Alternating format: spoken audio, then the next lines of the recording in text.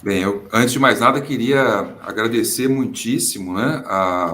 em primeiro lugar, ao meu amigo Caio Antunes pelo convite e pela oportunidade de estar aqui participando dessa atividade do grupo de estudos, né, Capital e Teoria do Valor. Queria agradecer ao Pedro pela coordenação, enfim, pela organização dessa atividade, e agradecer também à Joana, ao Marcel e ao Peterson, por coordenarem o grupo e também fazerem parte desse momento. Na verdade, o que o Caio havia me sugerido como tema global, para que a gente pudesse fazer essa conversa, né, é mais ou menos uma discussão a respeito de qual seria propriamente, né, a atualidade do conceito de luta de classes, que no Capital ele aparece pela primeira vez, por assim dizer, né, no capítulo 8, que é o capítulo dedicado à jornada de trabalho, né, tentando discutir um pouco a sua contemporaneidade, né, ou seja, qual seria a contemporaneidade do conceito de luta de classes, tal como ele aparece, né, pela primeira vez no Capital, no capítulo 8. Né? Então, eu vou tentar aqui enfrentar esse desafio a partir de dois pontos, duas perspectivas que se complementam, né? Uma perspectiva que tem a ver mais propriamente com a teoria, e com a teoria que se insere, né, nesse contexto mais global do método expositivo no Capital, ou seja, a posição propriamente que o conceito ocupa no interior da arquitetura do livro 1, e, em segundo lugar, tentar trabalhar alguns elementos que dizem respeito à contemporaneidade desse conceito, né, a partir, basicamente, de investigações que eu tenho conseguido desenvolver, que é a Angústia do Precariado, um livro que eu lancei agora recentemente, no mês passado, né? Então, essa é um pouco a minha proposta, vamos dizer assim, né? Então, vamos começar mais por essa discussão sobre o capítulo 8, né? É claro que isso não esgota, evidentemente, um debate mais aprofundado, é apenas uma tentativa, né, de estabelecer uma conexão entre esses dois elementos, né? Uma discussão mais teórica, enfim, e é uma discussão mais empírica, né? Eu diria para vocês, em primeiro lugar, que dentre as inúmeras virtudes e as grandes superlativas características, enfim, dimensões, né, que o capítulo 8 traz do ponto de vista propriamente empírico, inclusive, porque é um capítulo que, ao contrário dos capítulos precedentes, né, quando você faz a leitura, né, dos 7 primeiros capítulos, o capítulo sobre a jornada de trabalho é um capítulo notoriamente mais leve na teoria, não que não tenha uma fundamentação teórica, existe uma estrutura racional teórica que o fundamenta, né, e que define, inclusive, a sua localização no interior do livro, né, mas ele é mais leve na teoria, e ele é fundamentalmente uma reconstrução, né, da história, em especial, não exclusivamente, mas em particular, né, da formação da classe trabalhadora na Inglaterra, à luz da ideia geral, do interesse geral de Marx, né, em posicionar, em localizar a questão da luta de classes como esse eixo motriz, né, uma espécie vamos dizer assim, de fundamento, um esteio para a leitura dessa história, né, da história do desenvolvimento capitalista, enfim, na Inglaterra e, consequentemente, o desenvolvimento da classe trabalhadora também na Inglaterra, priorizando a Inglaterra, a despeito de que, como nós sabemos, no final do livro, ele amplia e expande, né, a discussão que ele faz para outros países, notoriamente a França, enfim, a própria Alemanha e os Estados Unidos, enfim. Então, esses são os elementos gerais, né? O capítulo em si mesmo, eu não vou aqui descer aos detalhes, né, vamos dizer, mais empíricos, os detalhes históricos, né? Eu vou simplesmente fazer aqui alusão à forma como Marx reconstitui propriamente, né, a história daquilo que a gente pode chamar de regulação da jornada de trabalho na Inglaterra, e notoriamente ele recorre a uma espécie de história de longa duração, de aproximadamente 4 séculos e meio, né, de legislação trabalhista, no sentido de que existe uma regulação jurídica, né, do tempo de trabalho na Inglaterra, que numa primeira etapa, né, nos 3 séculos e meio, desde a promulgação do Estatuto do Trabalhador, no século XIV, até chegar no século XVIII, começo do século XIX, né, que obrigava o trabalhador a trabalhar mais, né, e a partir de um certo momento da história, né,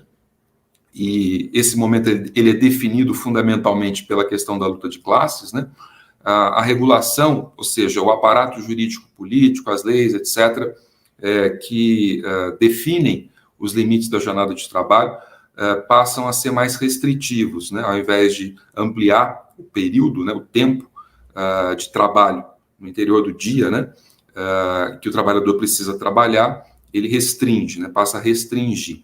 Então, é um olhar de longa duração, como nós sabemos, né, e é um olhar informado por aquilo que eu queria destacar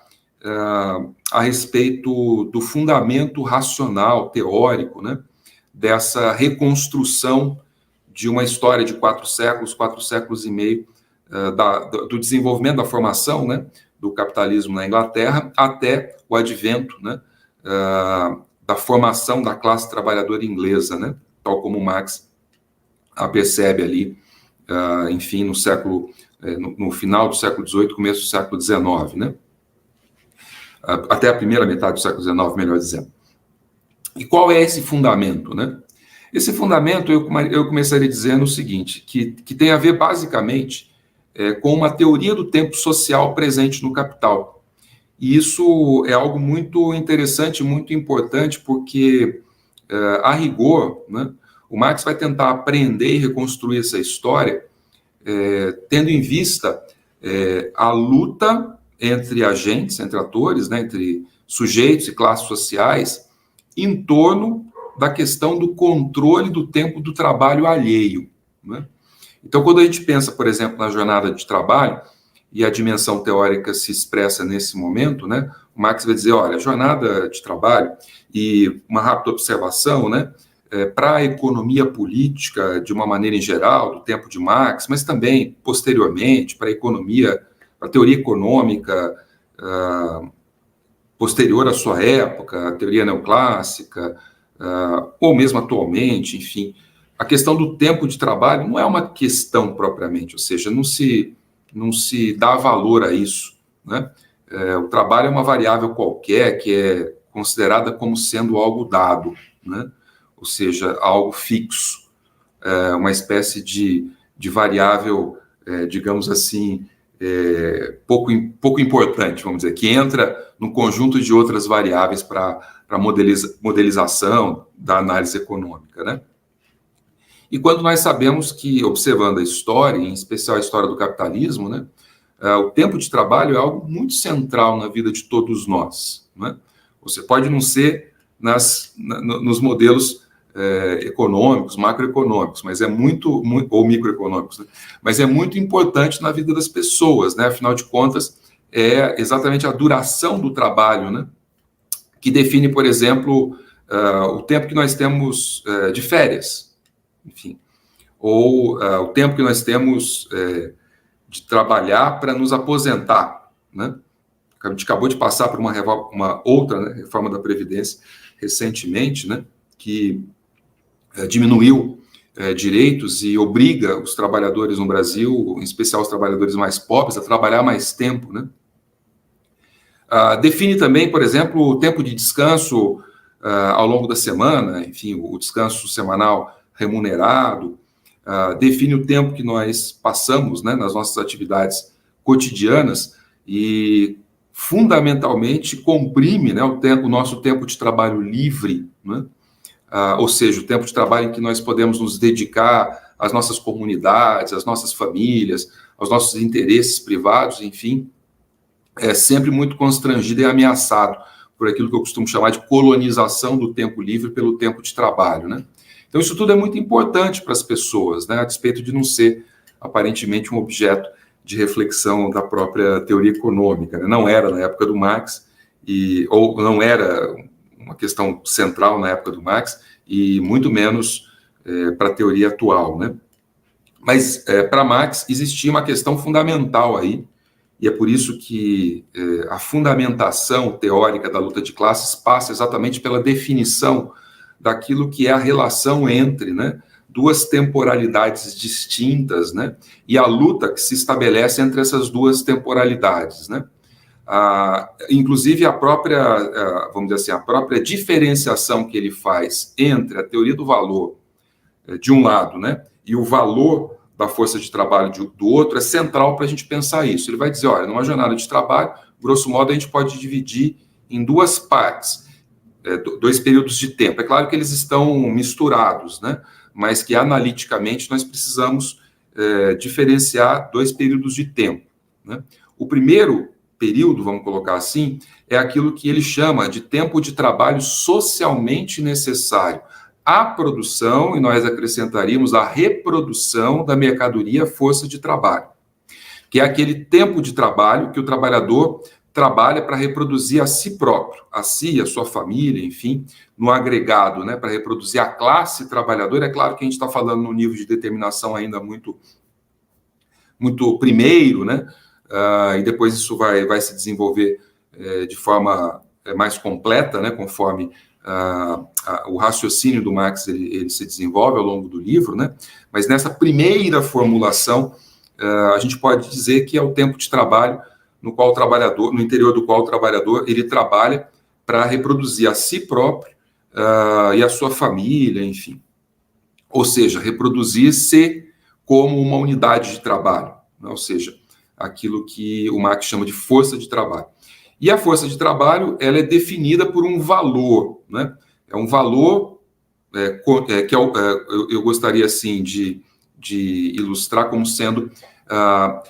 o valor, ou seja, o tempo de trabalho social, né? O tempo de trabalho abstrato, contido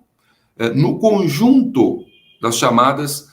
mercadorias que compõem propriamente a cesta básica do trabalhador, é tudo aquilo que o trabalhador precisa para se produzir e se reproduzir. Então, esse é o primeiro elemento, né?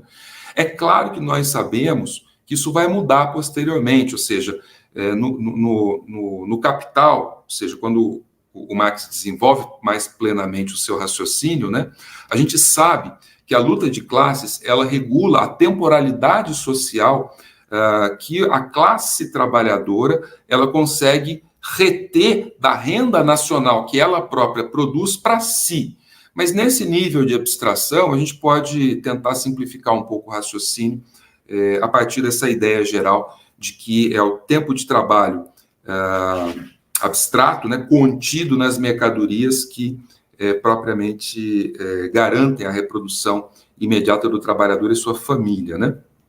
Então, esse é o primeiro período, vamos colocar assim. O segundo período é o que o Marx chama de tempo de trabalho excedente, né? Que é o tempo de trabalho que o trabalhador não trabalha para si próprio, mas trabalha para produzir um equivalente de valor que, ao ser realizado no mercado, vai garantir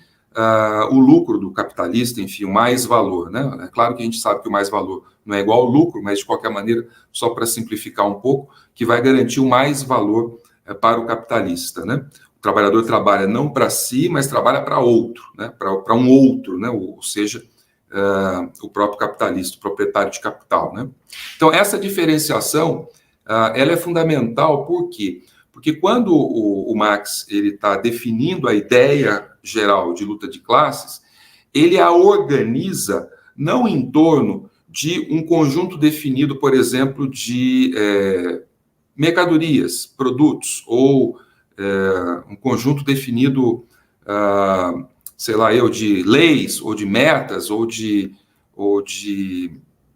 enfim, nada que poderia ser especificamente produzido e entregue e dado como pronto. Ele, na verdade, ele define a luta de classes em torno da ideia de um conflito entre duas temporalidades distintas, né? Uma temporalidade que ele chama de socialmente necessária e uma temporalidade que ele chama de excedente. E isso é muito importante, né? Por várias razões, né? A primeira delas é que, ao contrário, por exemplo, daquele que era o economista político mais avançado da época de Marx, que é Davi Ricardo, né? Um pouco anterior à época de Marx, mas enfim, com o qual, em relação ao qual ele tinha um enorme respeito e uma certa admiração pelo trabalho,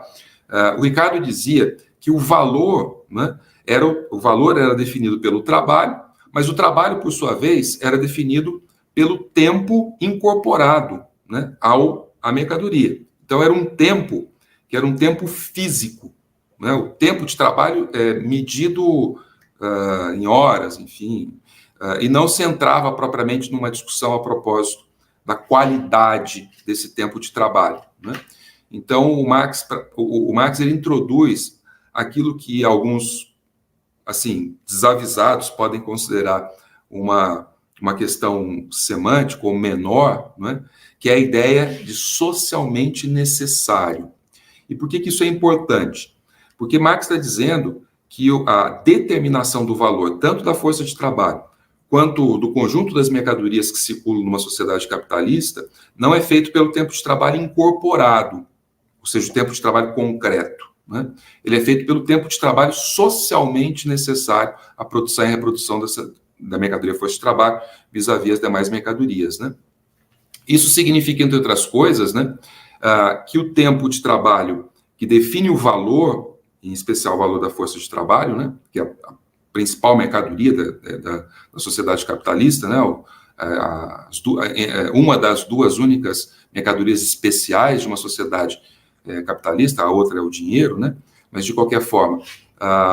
o valor da mercadoria força de trabalho é definido de forma socialmente necessária. O socialmente necessário nos traz para algumas discussões importantes, né? Que é essa discussão sobre, afinal de contas, existe um fundamento histórico, né, para a determinação desse tempo. Então, a questão, por assim dizer, do conflito, né, entre duas temporalidades, ela se dá no tempo, né? Ou seja, ela se dá naquilo que a gente poderia chamar de um tempo histórico humano. Não é um tempo, é um tempo abstrato, mas não é um tempo, digamos assim, homogêneo, né, da economia política, um tempo contado nos minutos, no relógio, definido, né, por uma quantidade de substância tempo. Não é. É uma outra coisa, né? É o produto da história, né? E a definição do que é socialmente necessário passa, além da questão histórica, né? Passa pela questão do conflito entre essas duas temporalidades, ou seja, existe aí uma dimensão fundamentalmente política, e passa também por uma questão moral, aquilo que a gente poderia chamar de a dimensão moral da composição do tempo de trabalho socialmente necessário. Por quê? Porque a mercadoria força de trabalho, ao contrário das outras mercadorias, né, é a única em que o corpo do trabalhador não se destaca do uso da mercadoria, do valor de uso da mercadoria, ou seja, o próprio valor de uso dessa mercadoria é o corpo do trabalhador. Eles caminham juntos, né, eles são indissociáveis. E o trabalhador é um ser humano, consequentemente, ele está inserido propriamente num universo de valores, e valores que são valores morais, né? Quando a gente junta esses três elementos, né, a história, a dimensão histórica, a dimensão política e a dimensão moral, a gente percebe algo muito interessante, né? Que o Marx está falando fundamentalmente do processo de, quando a gente define, né, quando a gente está discutindo a definição do valor da força de trabalho, né, que é uma das definições, é a definição central, né, dessa discussão sobre, enfim, a dinâmica capitalista da acumulação e assim por diante, a gente tem que considerar, no fundamental, que são as condições históricas no interior das quais os sujeitos sociais, políticos e morais se movem, é que efetivamente definem a dinâmica da acumulação. E, consequentemente, isso varia do ponto de vista histórico, né? Ou seja, existe uma variação histórica, né? Uma variação que tem, fundamentalmente, 3 componentes, eu diria, né? Um componente, que é um componente claramente ligado aos custos variáveis das mercadorias que compõem essa cesta básica que define propriamente o valor da força de trabalho, em primeiro lugar. E esses custos variam por quê? Porque o tempo de trabalho socialmente necessário contido nessas mercadorias varia, a questão da produtividade do trabalho, que por sua vez é realizado para produzir essas mercadorias varia, a dificuldade de você encontrar mercadorias, de produzir a sazonalidade, por exemplo, muitas vezes é um fator determinante. Então, você tem aí quebra de safra, e aí o preço do pão aumenta porque o trigo fica mais caro, e assim sucessivamente, ou questões ligadas, por exemplo, à variação do dinheiro, do valor do dinheiro no mercado internacional, que faz com que alguns produtores rurais prefiram exportar ao invés de vender internamente numa sociedade qualquer, e aí aumenta o valor da cesta básica e assim por diante. Ou seja, essas variações são fundamentais. Em segundo lugar, o grau, daquilo que a gente poderia chamar o grau de civilização de uma sociedade nacional. Por que isso? Porque quando você observa as diferentes sociedades nacionais capitalistas, você observa que elas são muito distintas entre elas, não é? Em algumas sociedades, vamos dizer assim, pagar um salário miserável para um trabalhador é considerado algo normal, ou seja, foi naturalizado, né? Um valor muito baixo para o trabalho. Normalmente, essas sociedades que têm, enfim, essa prática, né, de pagar muito pouco para o trabalhador, são sociedades, eu diria, que têm uma herança de degradação e deterioração do trabalho e do corpo do trabalhador, em larga medida associada à presença massiva do trabalho escravo, por exemplo, né? Do trabalho compulsório, muitas vezes, né? Então, você observa países como o Brasil, ou mesmo a África do Sul, outros países, enfim, você vai perceber que países que passaram por trabalho compulsório, enfim, países como México, Peru, enfim, o valor do trabalho é muito, muito, muito pequeno, né? O trabalho é muito barato, né? Isso também tem a ver com o grau de civilização, ou seja, a herança do passado e que define a herança cultural do passado, política do passado, histórica, né? Que define aquilo que as pessoas estão dispostas a pagar pelo trabalho, enfim, questões ligadas, por exemplo, ao próprio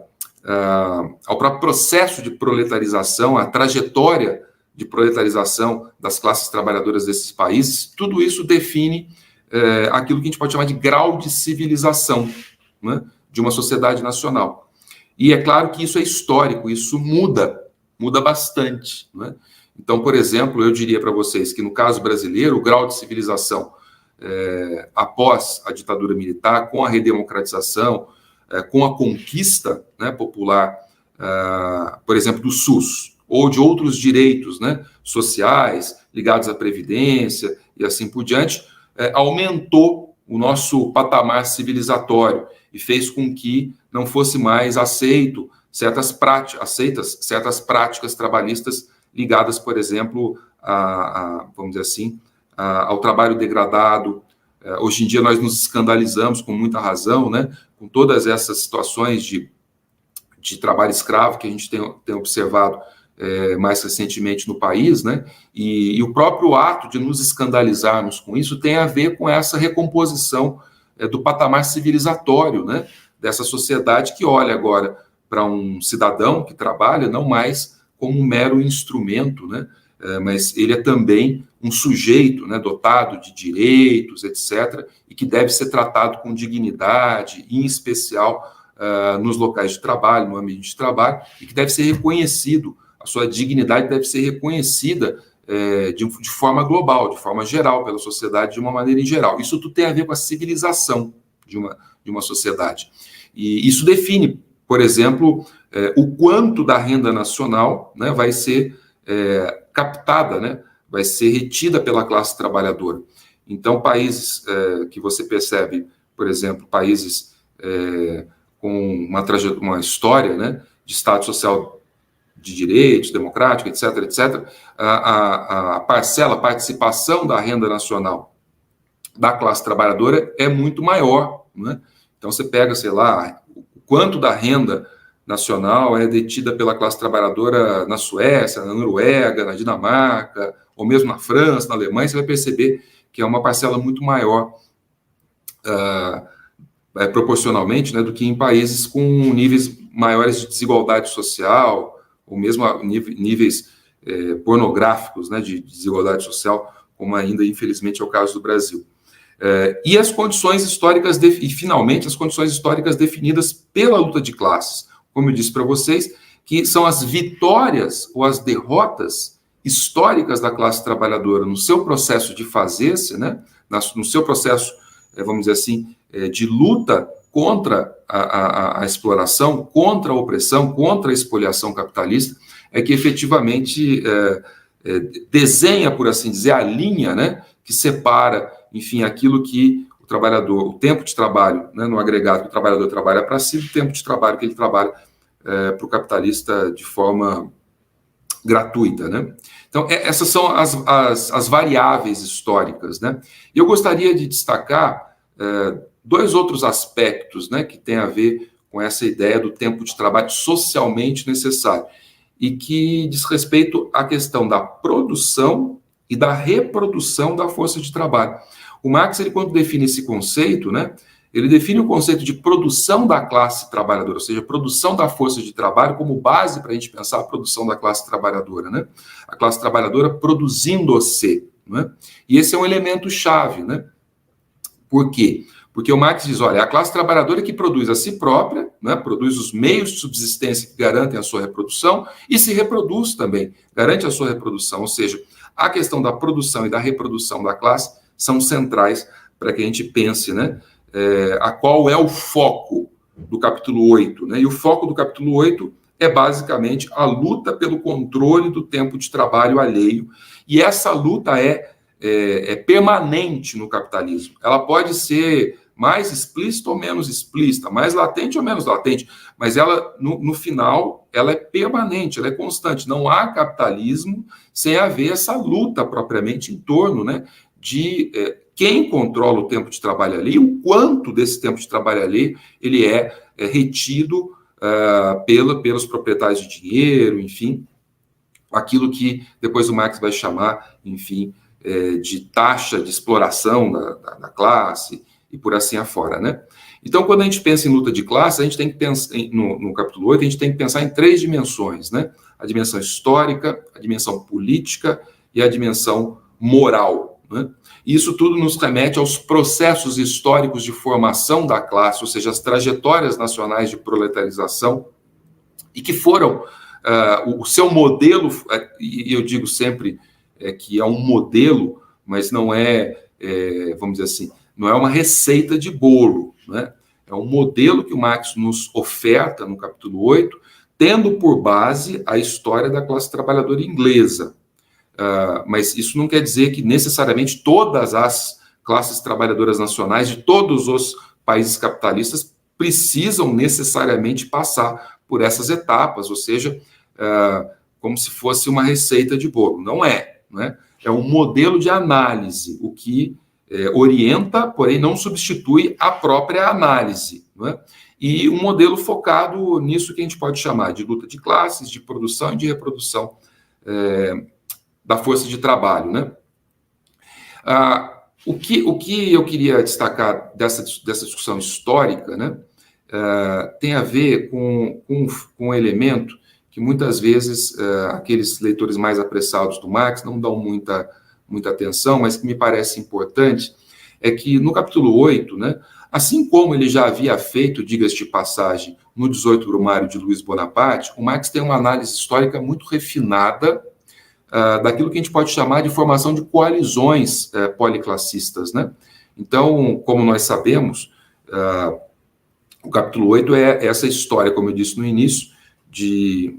4 séculos, mais ou menos, né? Enfim, 3, 4 séculos, que acompanha a regulação do trabalho, né? Num primeiro momento, as leis que são votadas, né, as leis, por exemplo, o Estatuto do Trabalhador, a Lei dos Pobres, etc., ampliam a jornada de trabalho, ampliam o tempo geral, né, que se dispõe, que o trabalhador tem que dispor para reproduzir o outro, né, ou seja, o proprietário de dinheiro, e a partir de um certo momento, né, final ali do século XIX, final do século XVIII, começo do século XIX, começa a existir uma mudança nesse padrão, nessa tendência de ampliação, né? E passa a haver uma espécie de pressão para restrição do tempo de trabalho, e o Marx conta essa história como sendo a história da regulação da jornada de trabalho a partir da legislação fabril inglesa, né? Como a gente pôde acompanhar, quer dizer, da leitura do capítulo, a gente verifica, né,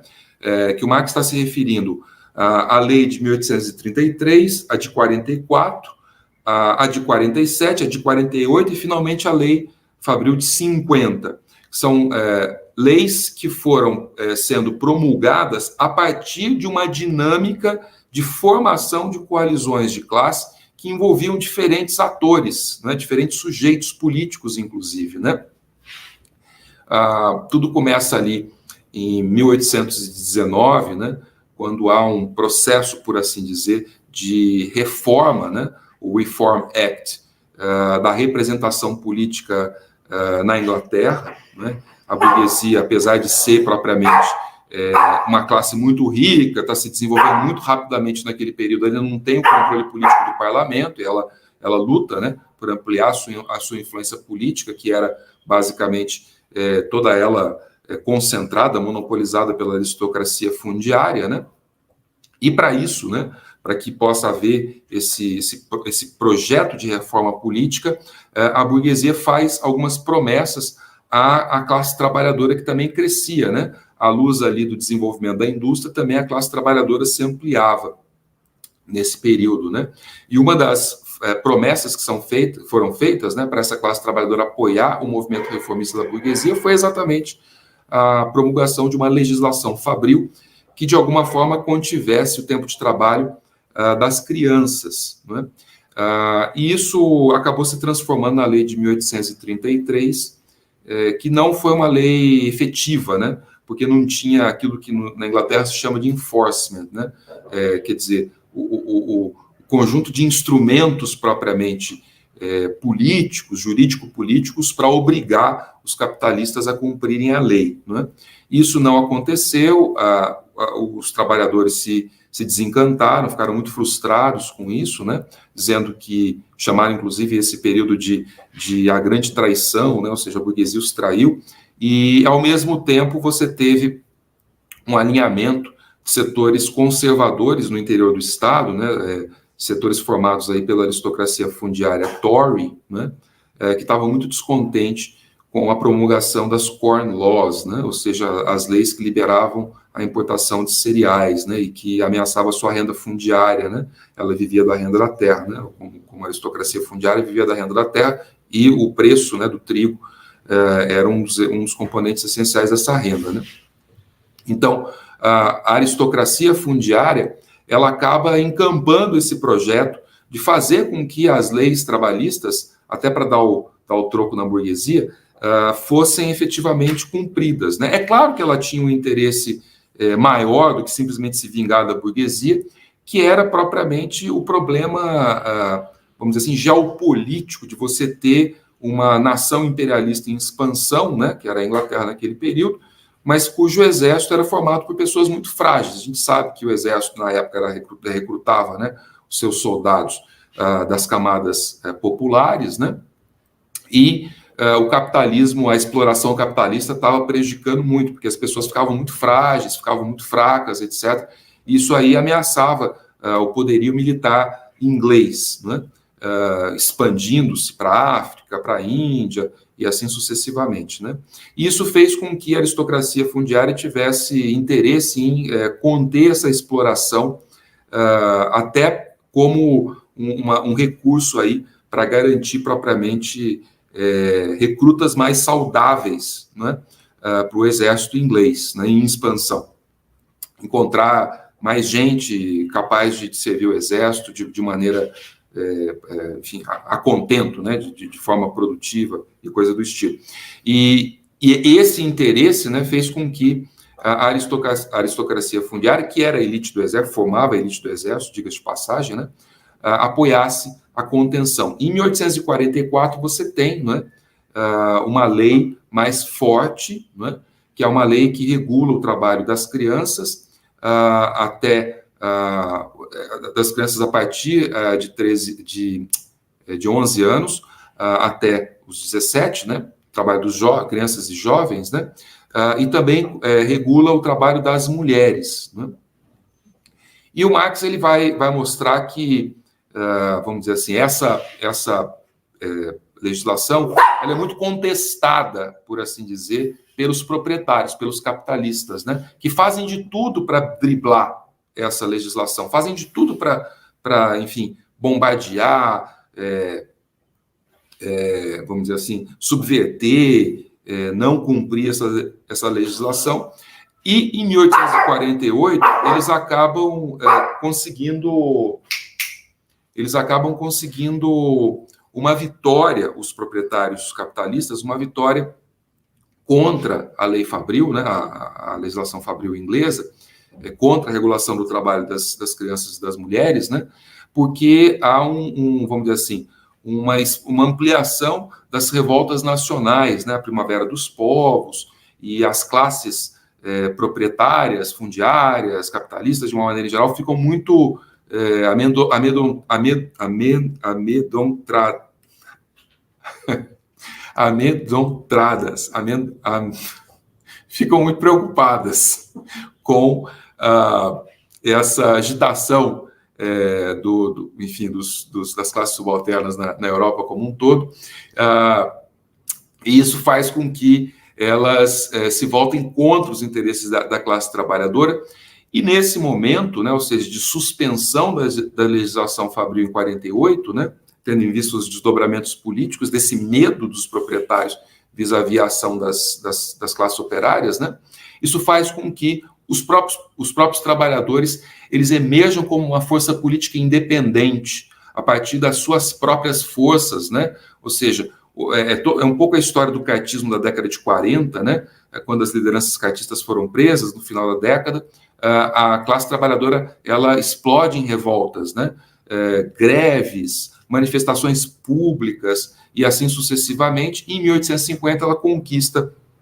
através desse processo, Marx vai chamar isso de reviravolta de classes, né, reviravolta da luta política de classes, vai conseguir uma legislação mais forte a partir da década de 1850, né, que a partir de então passa também a regular o trabalho, lá nos anos 60, passa a regular o trabalho adulto masculino, que até então não tinha regulação para o trabalho adulto masculino praticamente, né. Enfim, isso tudo para dizer que, na realidade, né, quando a gente observa o capítulo 8, né, a gente percebe que o Marx está muito preocupado em fazer a análise da história a partir de uma bússola teórica, né? E essa bússola teórica, ela permite operacionalizar a análise histórica e não simplesmente simplificá-la no sentido de violentá-la. Não, ao contrário, ela revela a riqueza dessa história a partir dessa orientação teórica, né? E essa bússola é tão acurada que no final do capítulo, vocês devem se lembrar, o Marx ele fala do impacto, né, da legislação Fabril inglesa em outros países, em especial na França e nos Estados Unidos, ou seja, ele globaliza, por assim dizer, né, usando uma linguagem mais moderna, ele globaliza a análise, não é isso, da luta de classes que se inicia na Inglaterra, mas que, na verdade, tem como palco, né, o próprio mercado mundial, enfim, a sociedade capitalista como um todo, né, e não exclusivamente a Inglaterra, né.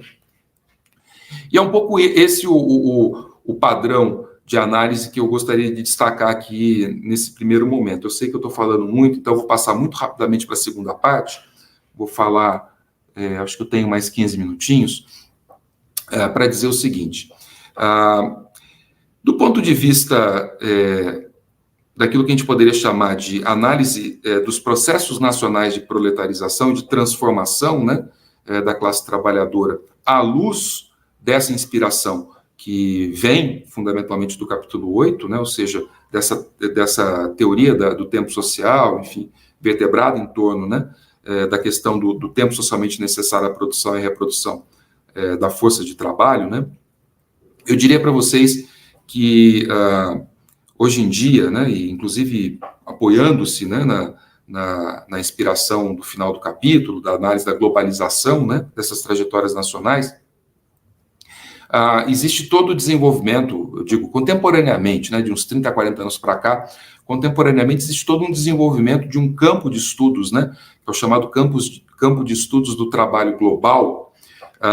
que, grosso modo, né, ele é muito inspirado por um trabalho específico, né, que é o da Beverly Silver, um livro, né, que foi publicado na coleção Mundos do Trabalho, que é uma coleção dirigida pelo professor Ricardo Antunes na Boitempo, né, chamado Forças do Trabalho, em que a Beverly Silver ela compõe de 1870 até aproximadamente 1996, né, ela compõe um quadro geral, né, da conflitualidade trabalhista, ou seja, da luta de classes, né, a luta da classe trabalhadora em escala global, né, sobre o capitalismo, em que ela define, né, esse padrão que o Marx analisou no capítulo 8, como sendo, ela chama esse padrão de padrão marxiano, né, e ela define esse padrão como sendo o padrão da formação de novas classes trabalhadoras, né? Então, é um pouco essa a grande inspiração. Quais são as características desse padrão, né? É um pouco isso que eu apresentei para vocês, quando você pensa na conflitualidade em torno da questão do trabalho, da exploração na fábrica, principalmente. Essa conflitualidade coloca no centro, né, a discussão do local de trabalho, ou seja, da interação, por exemplo, dos trabalhadores, dos grupos operários, da classe trabalhadora,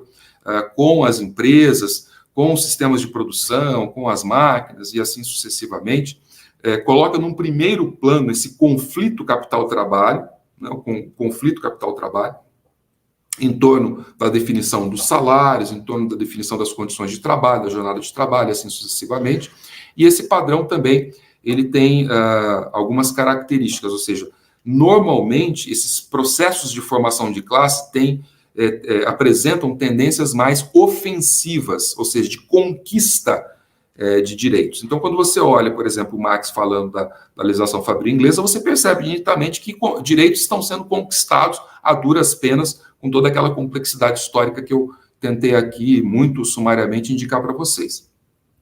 Esse padrão, a Beverly Silver vai dizer, analisando o banco de dados que ela compôs, né, um banco de dados com milhares de entradas, enfim, muito, muito interessante, muito completo, muito bem estruturado, ela vai mostrar de um jeito cristalino, né, que esse padrão ele fica se repetindo, né,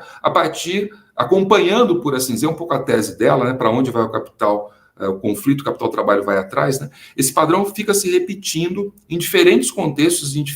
nacionais, regionais, enfim, e ele vai se recriando em escala global. Então, a partir da Inglaterra, você tem esse padrão se estabelecendo na Europa Ocidental, Estados Unidos, depois você tem esse padrão se estabelecendo na América Latina, no Sul da África, na Ásia, você tem esse padrão agora se estabelecendo na China, no Sudeste Asiático e assim por diante, ou seja, ao longo da história do capitalismo, né, essa agitação trabalhista, esses conflitos, essa luta de classes, ela vai se ampliando e vai se reproduzindo em escala global. Mas ela nota também que existe um segundo padrão, né, que ela define como sendo um padrão polanniano, né, de agitação trabalhista, referência ao Karl Polanyi,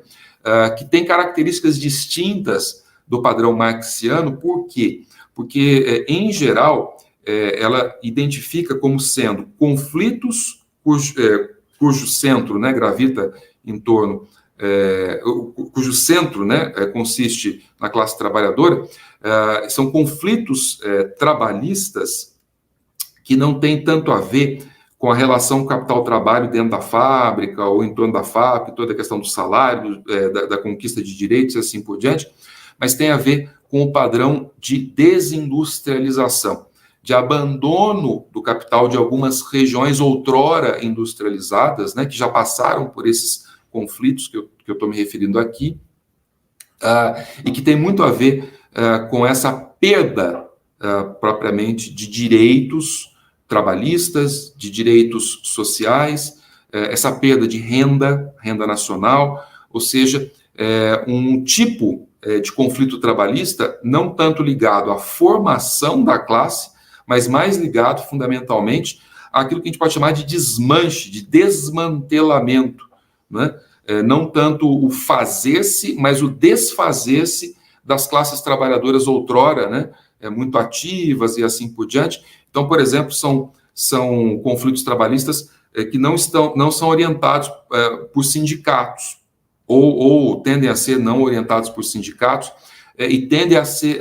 a se organizar de outras formas em movimentos sociais que interpelam governos. Governos podem ser governos locais, regionais, nacionais, enfim, mas tendem a interpelar governos a partir de inúmeras demandas, inúmeras dinâmicas políticas, né? Mas geralmente são movimentos sociais, tem mais a ver com movimentos sociais, né? Que interpelam esses governos, e muitas vezes isso se apresenta, por exemplo, a partir da ideia de protesto social, ocupações, por exemplo, de praças, passeatas muitas vezes massivas, né? Enfim, e não tem vamos dizer assim, o local de trabalho como centro, ao contrário, tem essa arena pública política como espaço privilegiado, né? E são lutas defensivas, não ofensivas, mas defensivas, que procuram defender direitos ameaçados. Por exemplo, direitos previdenciários, direitos trabalhistas, enfim, direitos sociais de uma maneira em geral, ou mesmo direitos políticos, enfim, direitos humanos. Então, é um outro padrão, né? E ela vai articulando esses dois padrões, né? Até chegar à conclusão de que os conflitos trabalhistas do norte global, eles têm mais a ver com o padrão polanyiano, e os conflitos trabalhistas do sul global têm mais a ver com o padrão marxiano. No norte, o desmanche das classes, o desfazer-se; no sul, a formação, o fazer-se, né, da classe trabalhadora. Isso, ela tem dados até o final da década de 90, até 96, ela vai atualizando esse banco de dados. Temos alguns dados até por volta de 2010, mais recentemente, a partir dos relatórios que ela publica. O fato é que, e com isso eu vou terminar aqui a minha exposição nos próximos minutos, né? Quando eu comecei a estudar, né, a perseguir um projeto de pesquisa lá em meados dos anos 2000, né, que era um projeto de pesquisa da chamada formação do precariado brasileiro na indústria do call center especificamente. Por várias razões eu escolhi o call center como sendo o meu campo privilegiado, né, de investigação, fundamentalmente porque eu entendia que as características, né, do call center, quer seja em termos de composição da classe trabalhadora, quer seja em termos de características da estrutura de emprego, da relação com o mercado de trabalho, eram representativas do que a gente vivia na época, né? Em termos de ampliação, enfim, de número de postos de trabalho, formalização do mercado de trabalho, absorção, né, de trabalhadores jovens aos milhões, né? Trabalhadoras mulheres, trabalhadores negros e assim por diante. Eu achava que esse era um campo interessante. Eu comecei essa pesquisa lá nos anos 2000 e acabei publicando em 2012, né, o livro A Política do Precariado, e depois ampliei um pouco essa pesquisa, também sempre muito focado, não exclusivamente, mas tentando focar no setor de call center, né? Ampliei essa pesquisa a título comparativo, né, para outros dois países, Portugal e África do Sul, né, que me pareciam casos muito emblemáticos, né, vamos dizer assim, de desenvolvimento, vamos dizer, dessa dinâmica de formação de classe, de transformação da classe trabalhadora, de formação do precariado em escala global, numa direção e noutra direção, e eram casos comparáveis, na minha opinião, por conta também das trajetórias políticas, né, dos ciclos políticos desses países, enfim, saindo de ditadura, passando por redemocratização, tendo governos de esquerda, e, enfim, como isso formatava, por assim dizer, esse processo de formação de classe, né? Isso tudo estava muito bom. Publiquei um livro chamado Rebeldia do Precariado, enfim, acabei fazendo pesquisa etnográfica em outros lugares, outros países, visitei esses locais e coisa e tal, publiquei um livro e comecei a perceber, a partir desses 2 livros, né, um pouco essa era a conclusão a qual eu chego no final do 2º livro, né, dessa chamada trilogia, né, do precariado global, eu comecei a perceber, analisando esses processos de formação de classe, de transformação, que a rigor, nós não podíamos falar numa disjunção entre um padrão marxiano de um lado e um padrão polanyiano de outro, ou seja, um padrão ofensivo de formação de classe, centrado no local de trabalho, cuja resultante, no final das contas, acabava sendo a formação de sindicatos, com legislação trabalhista e coisa numa ponta, e na outra ponta, vamos dizer, uma tendência ou um padrão focado, por exemplo, no protesto social, na ocupação, também existia muito disso, na ocupação de praças, de passeatas, interpelando governos, na defesa de direitos ameaçados, conquistados no período anterior. As 2 coisas existiam e, na minha opinião, observando esses 3 casos, elas estavam colapsando, ou seja, elas estavam se sobrepondo a partir da crise de 2008, que foi o marco temporal que eu estabeleci, ou seja, a chamada crise da globalização neoliberal, né, a crise do neoliberalismo, enfim, em 2008 com a crise financeira do mercado subprime, mas depois a chamada grande recessão, a ampliação, né, disso em escala global muito rapidamente, as respostas muito parecidas dos diferentes governos nacionais em termos de implantação de políticas austericidas, né, e isso tudo eu observava que em campo, né, você percebia as 2 coisas, né, tanto, vamos dizer assim, aquilo que seria o padrão marxiano, mais ofensivo, quanto o padrão polanyiano mais defensivo, né? E também você percebia uma complementariedade, uma sobreposição entre lutas nos locais de trabalho, greves, etc., mais tradicionais no sentido marxiano, e lutas nas ruas, nas praças, interpelando o governo, no padrão polanyiano, né? Acho que o exemplo que a gente pode dar é junho de 2013, né? Só para citar um exemplo dos muitos, né, que a gente poderia escolher desses 3 países, em que você teve o maior pico grevista da história brasileira, né? E, ao mesmo tempo, o maior ciclo de rebeliões, enfim, populares, mas depois incorporou setores médios, descontentes com os governos e assim por diante, ou seja, você tinha uma sobreposição disso tudo, e a partir da observação, né, da formação do precariado, eu conseguia, de alguma forma, mapear essa sobreposição de um sobre outro e outro sobre um, né? Só que o problema dessa história é que eu só tinha, no final das contas, que eu estava testando, no final das contas, a teoria padrão da Beverly Silver, né? O problema dessa história é que eu só tinha dados, né, empíricos, enfim, etnográficos, para países da semi-periferia capitalista, Brasil, Portugal e África do Sul. E eu queria saber se isso também acontecia no norte global, né? Então eu escolhi os Estados Unidos e acabei, enfim, publicando esse livro aqui, fazer um merchanzinho, né? Chamado Angústia do Precariado, Trabalho, Solidariedade e Capital Racial, em que eu testei aquilo que eu chamei de hipótese thompsoniana, né? Então, ao invés de você ter um padrão marxiano ou um padrão polanyiano, opondo ali norte, sul global e coisa e tal, a minha hipótese, no final das contas, era que a gente estava observando, né, a emergência de um padrão thompsoniano que articulava, agregava os 2 padrões, fazia colapsar os 2 padrões anteriores definidos pela Beverly Silver e outros colegas na chamada teoria padrão dos estudos do trabalho global, né? E aí fui testar um pouco essa hipótese, né? Fazendo aquilo que eu fiz nos outros livros, que era uma análise, né, da formação e da transformação da classe trabalhadora nos Estados Unidos a partir do Fordismo, da sua crise, do advento do neoliberalismo, chamada da chegada, né, da crise da globalização e os seus desdobramentos contemporâneos em termos de recomposição dessas identidades coletivas classistas, né, e de resistência às dinâmicas de mercantilização e de precarização do trabalho à luz, evidentemente, da transformação da classe trabalhadora e focando nos seus setores mais precários, né.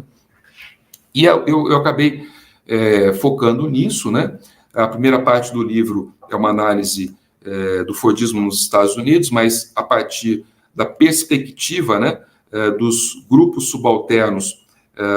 operários, sobretudo, né, racializados, né, em luta contra, né, tanto a exploração capitalista fordista quanto contra a opressão racial, né, da própria burocracia sindical estadunidense, que é uma burocracia branca, enfim. Então, eu fui fazendo essa análise, né, da década de 50, grosso modo, né, eu começo um pouquinho antes, mas enfim, da década de 50, com o início dos ciclos de greves, né, que se sucederam décadas de 50, 60 e 70, década de 60 e 70, o grande ciclo grevista, né, a grande rebelião das bases, como é conhecido esse período lá nos Estados Unidos, e a partir daí, tanto o colapso do sindicato burocrático no início dos anos 80, com o esmagamento da greve do Pático, né, pelo governo do Ronald Reagan. Isso é muito importante em escala global, porque foi o momento definidor do neoliberalismo nos Estados Unidos e teve um impacto no mundo todo. A partir de então, o neoliberalismo passa a ser o dogma, né, passa a ser a doutrina, passa a ser o eixo predominante, né, da política econômica dos diferentes países, e o seu componente antissindical é algo, vamos dizer assim, inegável, né, em todas as suas variantes, né. E aí eu faço uma análise do processo de recomposição e de reforma do movimento sindical nos Estados Unidos, nas décadas de 80, 90 e 2000, né, até chegar nos anos 2010, e concluo dizendo que, bom, esse movimento de reforma que priorizou os trabalhadores racializados, né, no setor de serviço, e que foi uma espécie de autorreforma da burocracia sindical na América, né, ele deixou de lado os trabalhadores brancos das pequenas cidades, né, que são considerados, né, genericamente falando, como a base de sustentação e de ascensão do autoritarismo nacionalista nos Estados Unidos, representado pelo Trump, né? Então, eu acabo fazendo uma pesquisa de campo de 14 meses numa cidade rural da Pensilvânia, Tyrone, né? Eu morei ali na região, na Pensilvânia Central, na área rural, né, na região central da Pensilvânia, e pude observar, vamos dizer assim, o modo de vida dessa classe trabalhadora branca, que é acusada por todos, né, de ser a grande responsável pela ascensão do autoritarismo, do fascismo, etc. e tal, nos Estados Unidos. Coloquei à prova essa hipótese, né, do ódio branco, que é aquela hipótese de que o autoritarismo nos Estados Unidos ele se explica pelo fato de que a classe trabalhadora branca ficou ressentida, né, com o avanço dos grupos racializados, né, durante a era Obama e assim por diante, e vem de antes, mas enfim, durante a era Obama principalmente, e passou a votar no Trump como uma espécie de vingança, né? E eu percebo que nada disso faz muito sentido, né? Eu pude verificar, enfim, através das entrevistas, analisando dados eleitorais, dados empíricos, enfim, que não é assim, quer dizer, para começo de conversa, a despeito de existir racismo, né, ele se manifestar até no cotidiano das pessoas de um jeito mais ou menos espontâneo, né, na região,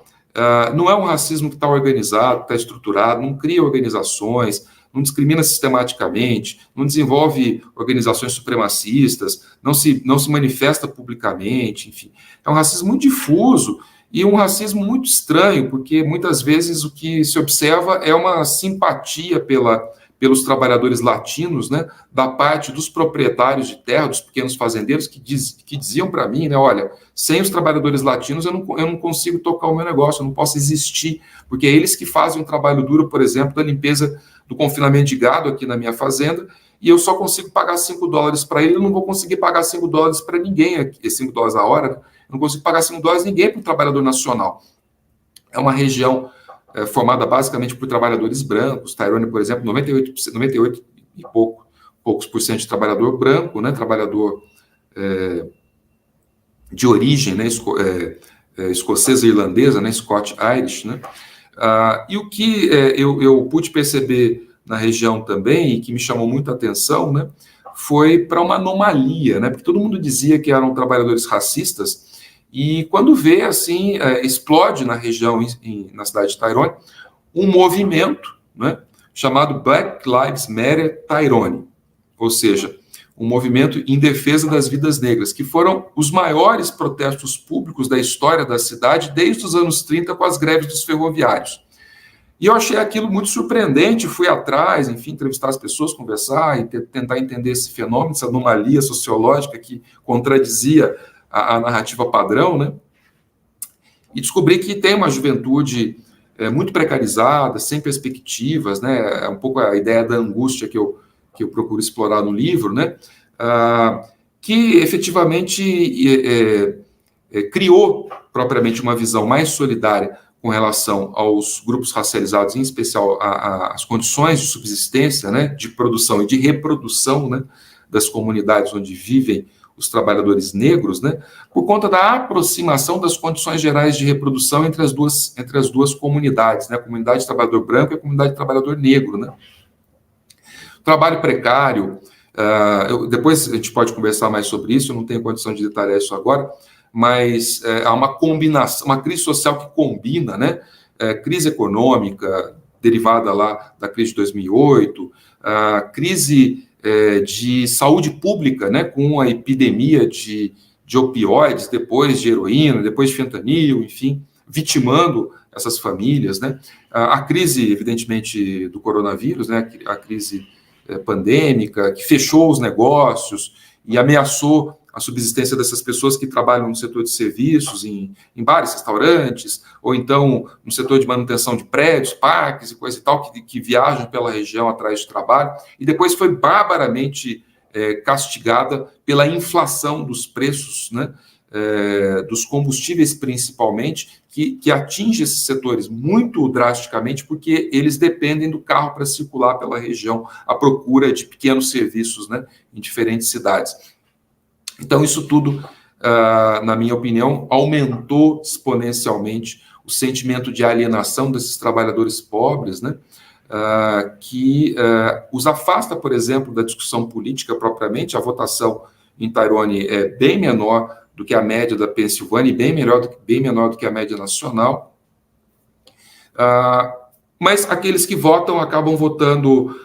no Partido Republicano. Isso é histórico na região, 60% vota no Partido Republicano, 40% no Partido Democrata, aumentou com Mitt Romney, depois aumentou um pouquinho mais com Trump, mas é mais ou menos a lógica. Eles são muito desgostosos do governo Obama, porque o governo Obama não fez nada pela região, enfim, e a Hillary Clinton, quando chegou na região, disse que ia fechar os postos de trabalho dos trabalhadores mineiros, né, e tem muito mineiro na região, ou seja, enfim, o Partido Democrata nunca investiu na região e coisa do estilo. E a partir dessa tentativa de decifração da anomalia, né, representada pelo Black Lives Matter Tyrone, né, eu percebi e consegui, de alguma forma, testar empiricamente essa hipótese de que esse movimento que começa lá em 2010, né, que é uma plataforma formada, composta por inúmeros movimentos locais, né, de valorização e defesa das vidas negras, né, que se estende ao longo de 2010, enfim, 2015, 14, 15, se nacionaliza com o levante de Ferguson, depois se mundializa com o assassinato do George Floyd. Esse movimento, né, ele efetivamente formou uma nova geração de ativistas sociais que se aproximaram dos sindicatos, que fortaleceram os projetos de reforma sindical dos sindicatos já existentes, estabelecidos, e explica a criação, essa onda de criação de novos sindicatos desde a base, né? Então, eu acabei estudando mais detidamente, entrevistei, inclusive, o Chris Smalls e o Derek Palmer, né, que são os fundadores do Amazon Labor Union, né, lá em State Island, lá na região de Nova York. Tive a oportunidade de estudar esse caso e também o caso do Starbucks, né, como dois casos representativos dessa nova onda de formação de sindicatos que leva adiante, né, paralisações, greves no sentido mais tradicional, e que explica, na minha opinião, essa guinada do movimento sindical estadunidense, bastante estabelecido historicamente, muito tradicional, para a esquerda, né? Hoje você tem, quer seja, por exemplo, os grandes sindicatos, né? O SIU, um grande sindicato que já era mais identificado com a esquerda, mas está bastante atuante, né? Enfim, muito ligado com esses jovens, como também Os Teamsters, né, que hoje tem na figura, né, do Sean O'Brien a sua liderança mais radical da história, e finalmente, né, agora vocês devem estar acompanhando, o sindicato, o sindicato dos metalúrgicos, né, vamos colocar assim, o sindicato dos auto workers, né, union,